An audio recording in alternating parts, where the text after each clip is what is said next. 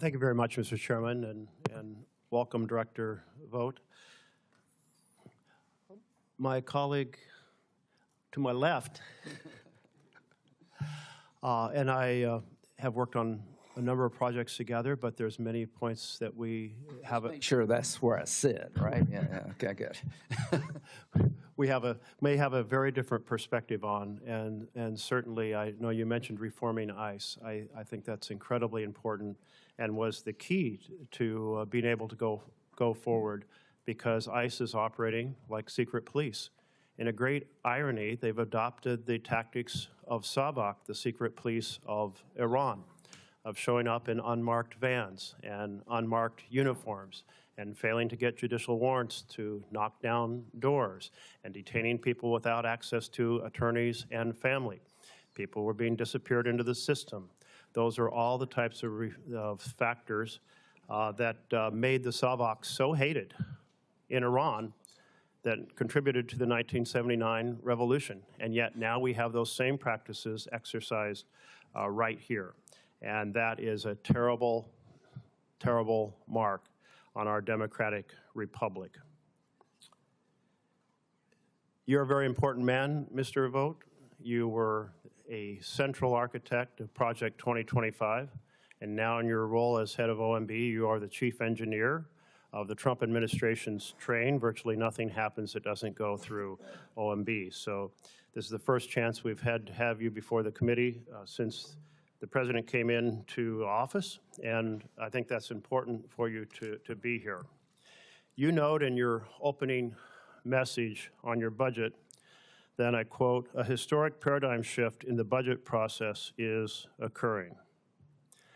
And I certainly agree with that, because this is an extraordinary families lose, billionaires win budget.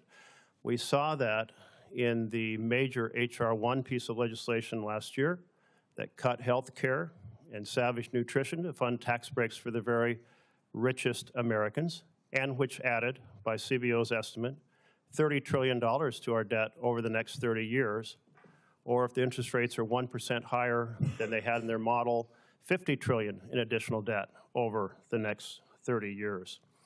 To savage programs for families in order to run up debt and make billionaires even richer, well, that is a paradigm shift and not a good one. And there is another paradigm shift underway that is deeply disturbing. The Constitution assigns 3 powers to Congress: the power of taxation, the power of the purse, and the power of war. And President Trump has violated all 3 of those allocations in the Constitution, trying to take and say, those belong to the executive branch. I'm going to take those. And that is simply a huge assault on our Constitution. You know, the very first bill the Senate ever considered after it convened was an issue of tariffs. And for 3 weeks, the senators sat around and said, how much should it be on molasses, and how should it be on a keg of nails, and so forth. And every president has understood the power of taxation belongs to Congress, until this president said, no, I'm just going to willy-nilly assign 50% over here, 100% over there, or tomorrow I'll raise it to 20%, without any congressional authorization to do so. And we certainly see under the power of the purse the cessation of programs that have been duly authorized and appropriated by this executive branch. And that is a direct violation of the law and a direct violation of our Constitution as well. The Agency for International Development is certainly one of those agencies that was shut down despite being authorized and appropriated. And public health experts estimate that to date, 780,000 individuals died because of that sudden shutdown, including 500,000 children. The weight of that rests on this administration. And then there's the Consumer Financial Protection Bureau, of which you are the administrative head of. But you've basically shut it down. You know, that That bureau has saved in refunds to American families $21 billion since 2011. $21 billion. That's not counting the probably 4 to 5 times that amount that was saved by stopping predatory schemes in their tracks.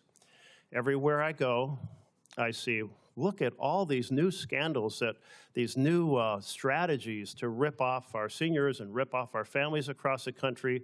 Why isn't the CFPB doing anything about it? Well, because you shut them down, essentially, is the answer. And then there's the congressional power to declare war. A reckless war that has strengthened the right, the hardliners, that has weakened the reformers, that has enriched Russia after President Trump lifted the sanctions on Russia, that has left nuclear materials, enriched nuclear materials, buried deep underground, and that has shut down the Strait of Hormuz, raising prices for American families. But let's be blunt, also resulting in the death of our service members, the injuries to our service members, and about $1 billion to $2 billion a day in national treasure. These are profoundly concerning changes and not a paradigm shift in sync with the Constitution. But I was struck in the budget. What's missing in this budget? No plan to bring down gas prices. No plan to bring down grocery prices. Nothing on Social Security, even though we are just 6 years out from exhausting the Social Security Trust Fund. That's of great concern to seniors across this country who will be looking at a 28% cut in their Social Security payments. I really encourage the administration to take on this issue, and I praise the chairman of this committee for holding a hearing on this question. I hope we can get to an actual bill now. But I'd like to see the administration participating in that effort to save Social Security. No funding for aid to farmers hurt by Trump's tariffs.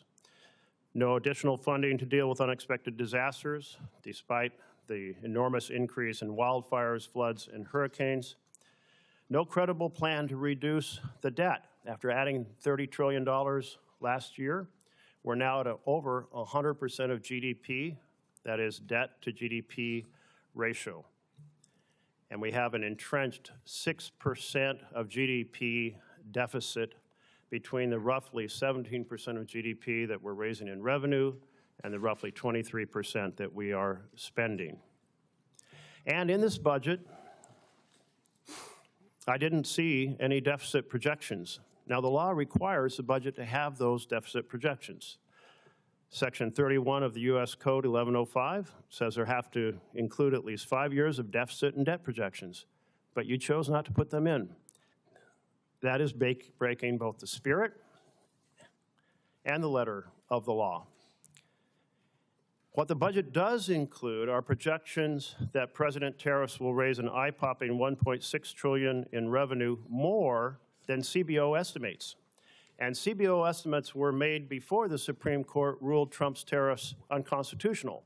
So you would think these revenue projections would actually be smaller than CBO's projection, not larger.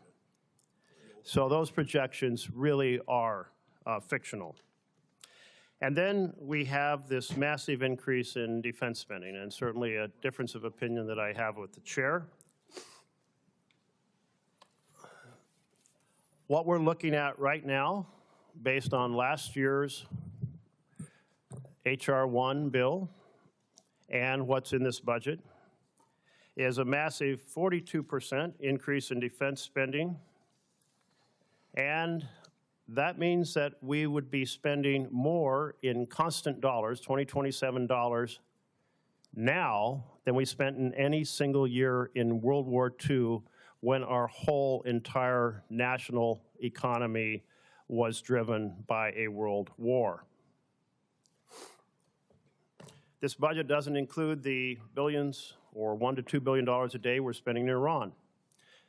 It does include a reduction in domestic programs for American families. And those cuts continue to compound.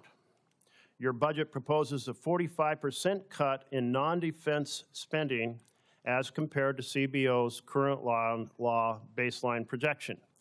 It has less for education, less for health care, less for housing. Its families lose and billionaires win. And that is not a good path for our nation to be on. To put it bluntly, billionaires have enough money. Running this government by and for billionaires and oligarchs, huge assault on the vision of government by and for the people. Let's remember, the vision of this country was not a country by and for the powerful or the oligarchs or the richest, yet that's what this budget is designed to do.